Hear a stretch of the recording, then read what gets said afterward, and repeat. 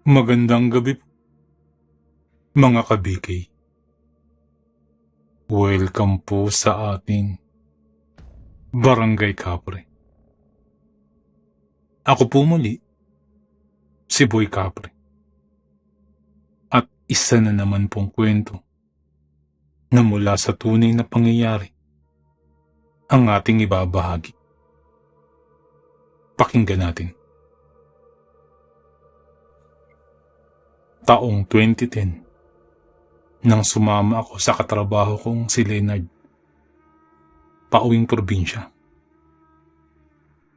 Ang kanilang probinsya ay sa Bukidnon. May kalibliban ang lugar nila nun. At dati gusto ko ang ganitong klase ng paligid. Natural lamang at tahimik. Payak lamang ang buhay probinsya ng kanyang pamilya na binubuo lamang ng 3 miyembro. Siya, ang kapatid niyang 21 taong gulang, at ang kanyang tatay na may katandaan na rin. Walang kabahay-bahay sa sityong kanilang kinabibilangan. Merong mga bukid-bukid at sa tuktok nito, nakatirik ang mumunting bahay. At dahil nasa itaas, sariwang-sariwa ang hangin. Tanaw ang kapatagan sa ibaba at mga bulubundukin sa bandang unahan. Kahit na matagal na sa Luzon si Leonard, sa Antipolo kasi kami nagtatrabaho. Marami-rami na rin siyang kaibigang nakikipaghalubilo sa kanya pagbalik sa lupang sinilangan. Sakto ring Kapaskuhan sa mga panahong yun at nagkayayaan na kaming mag-inuman. Hindi naman ako humindi dahil aaminin ko, medyo hayok din ako pagdating sa alak. Disyembre 23 ng kaparehong taon, bandang 6:00 ng hapon nang magsimula ang inuman namin. 6 lang kami nun. Ako, si Leonard, ang 2 niyang pinsan na si Namig at Mako, at ang kaibigan pa niyang si Harvey, na may kasama namang isang babae na nagngangalang Melchora. Sabi ni Harvey, bago lamang niya nakilala si Melchora dun sa bayan. Hindi rin maipagkakaila ang kagandahang taglay ng babae, kung kaya't nahalina si Harvey. Nang yayain niya ito sa inuman namin, ay umuo rin kaagad. Naging maayos ang inuman namin. Masaya. Puno ng kulitan. Minsan ay may halo pang asaran at kwentuhan sa kanya-kanya naming mga buhay. Maliban lamang kay Melchora, na tahimik lang na nakikinig at pangiti-ngiti sa gilid.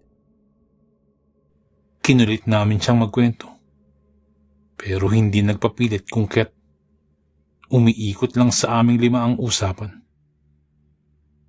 Natapos ang inumang yun nang walang kung anumang nangyari, maliban na lamang sa sobrang kalasingan at sa lupa na kami nakatulog.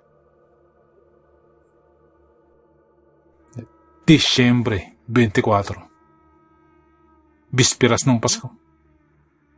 Bandang 5:00 ng hapon. Napaaga ang inuman namin dahil maaga naman silang nagsipagdatingan. Sa pagkakataong ito, nakisali na ang kapatid ni Leonard na si Joshua sa inuman, na siya pang naging runner namin. Unang ikot ng alak sa unang 2 oras, payapa pa naman. Natural lamang ang daloy ng usapan. Kalmado at walang senyalis ng kung ano. Unang nilasing si Mako na masyadong mababa ang alcohol tolerance. Mahina talaga uminom. Nakabulagta na lamang siya sa upuang kawayan sa gilid. Si Meg at si Harvey naman ay tipsy na at hindi na maayos ang pananalita.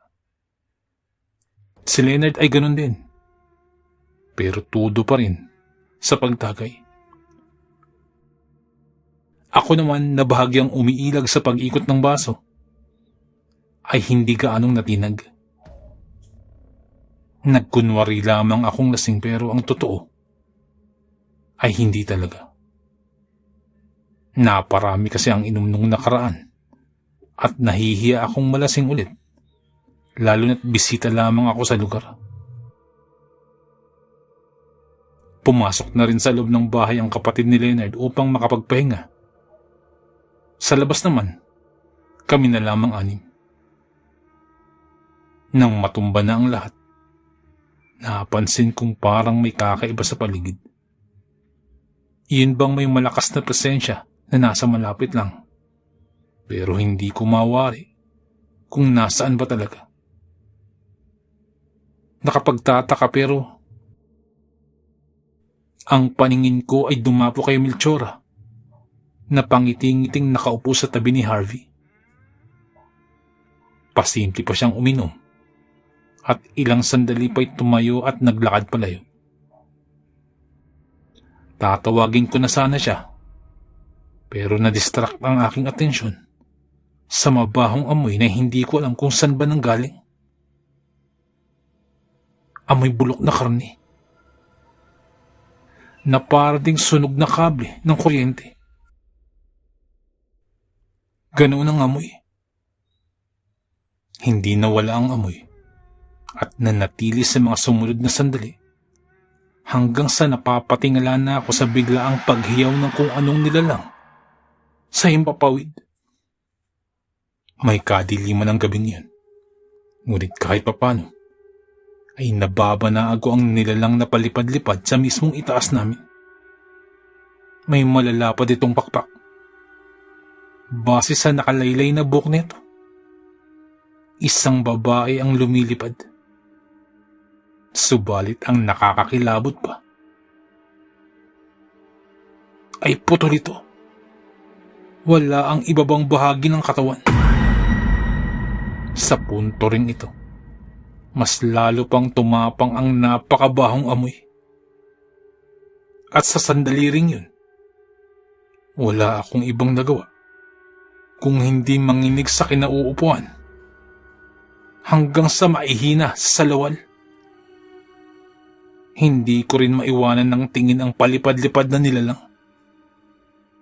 Natauhan na lamang ako nang sumigaw ang tatay ni Leonard. "Aswang! Aswang! Merong aswang!" Sunod-sunod na sigaw ng tatay niya. Sunod kong napansin ang paglabas ng kapatid ni Leonard na nagmamadaling ginising ang mga lasing. Ako naman ay hinila ko na si Harvey at Leonard at nagmamadaling pumasok ng bahay. Agad din naming isinara ang pinto nang masigurong nakapasok ng lahat.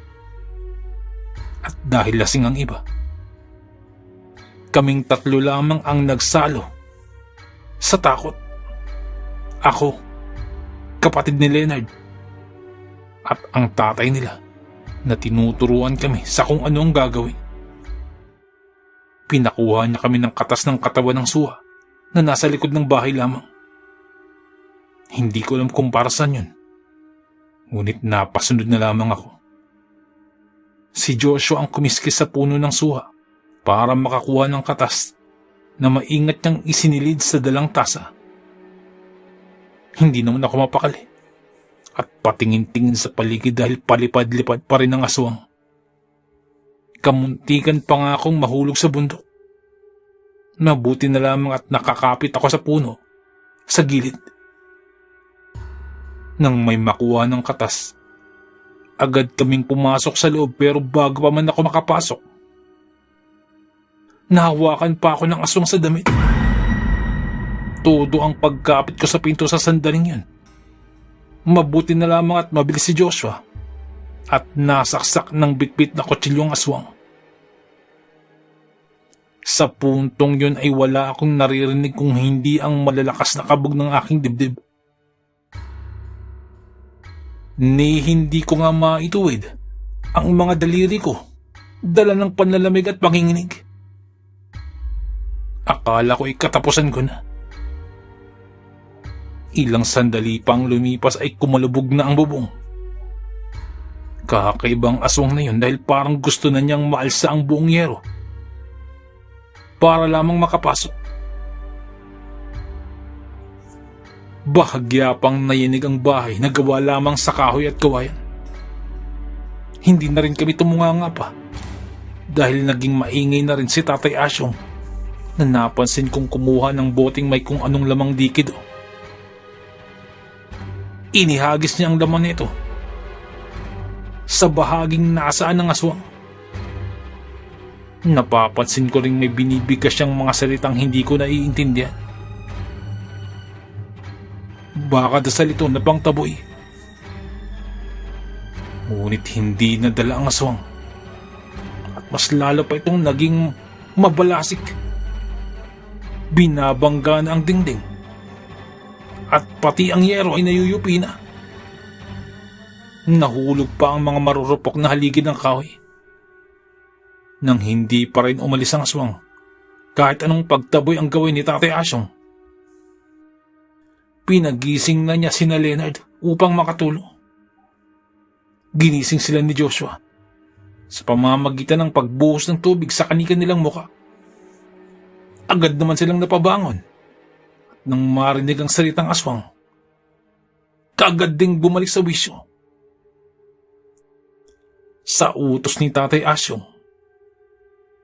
lumabas kami ng bahay, bit-bit ang katas ng puno ng suha, iyong boteng may lamang kung anong likido, at nagdala na rin kami ng kutsilyong panlaban. Gulong-gulong isip ko sa mga oras na yun. Pero napansin kong pababa kami ng bundok at may kung anong hinanap sa kakahuyan. Mahigpit lamang ang kapit ko sa damit ni Leonard habang siya naman ay abala sa paningin sa kung anong hinahanap. Hindi kami naghiwalay dahil parehong takot sa aswang na palipad-lipad lamang sa itaas. Inabot ng halos mahigit 2 minuto bago kami tumigil sa paghanap. At nasuka pa ako nang mapagtanto ang hinahanap. Ang kaputol na bahagi ng aswang. Doon ko lamang din nalaman na totoo palang manananggal na nahahati ang katawan ng mga ito. Nakakadiri. Umaalingasaw ang napakabahong amoy. Gumagalaw ang laman.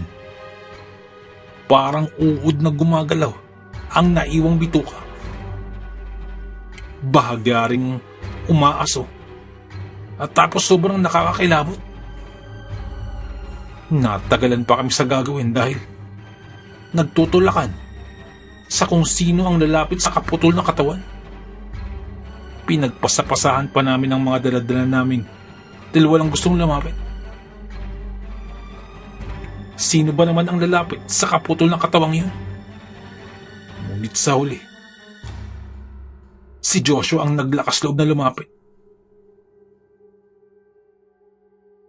Bagamat nagdadalawang isip at papikit na humakbang, ay lumapit pa rin si Joshua. Agad niyang ibinuhos ang katas ng suha diretso sa kaputol na katawan ng aswang. Pagkatapos ay isinunod na rin ang laman ng bote na may lamang likido. Binigwasan pa ng asin ni Leonard.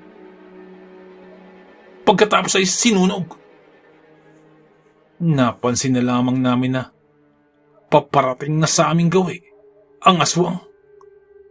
Nagsitakbuhan naman kami at nagtago. Pero sa halip na asikasuhin ng aswang ang kaputol niyang katawan, nag-abala pa talaga siyang hanapin at habulin kami. Wala kaming ibang nagawa sa sandaling yun kung hindi ang magtakbuhan para mailigtas ang aming mga sarili-sarili. Naging mas agresibo ng aswang kahit hindi na masyadong matulin ang lipad. Malamang ay naaapektuhan ng pagkasunog ng kanyang kaputol. Ngunit ilang sandali lamang din ay bumalik na ito sa kanyang kaputol. Dumiretso na lamang din kami sa bahay. Parehas takot na takot, kinakabahan, at todo pawis.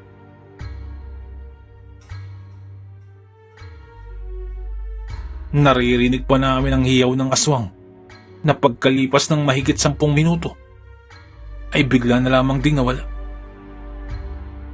Sa mga sumunod na sandali, natulala kaming lahat at walang ni isa mang nakapagsalita buhat sa nangyari.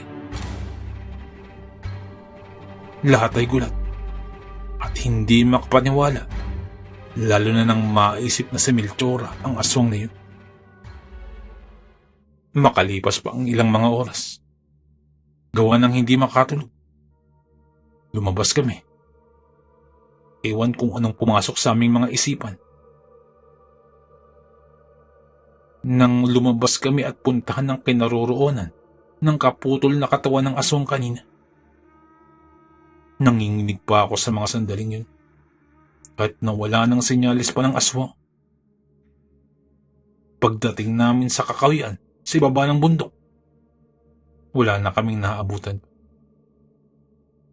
Walang ibang naroroon kung hindi ang mga bakas ng nasusunog na dahon ng mga halaman sa tabi-tabi. Sinubukan pa naming hanapin sa paligid ng aswang, pero wala na kaming naabutan pa. Pagbalik namin sa kubo, ay hindi na kami nakatulog. Parehong napag-usapan ang nangyari, lalo na si Melchor. Ito kasing si Harvey na masyadong chickboy. Hindi na napansin na ibang babae na pala ang nadala sa pag-uwi.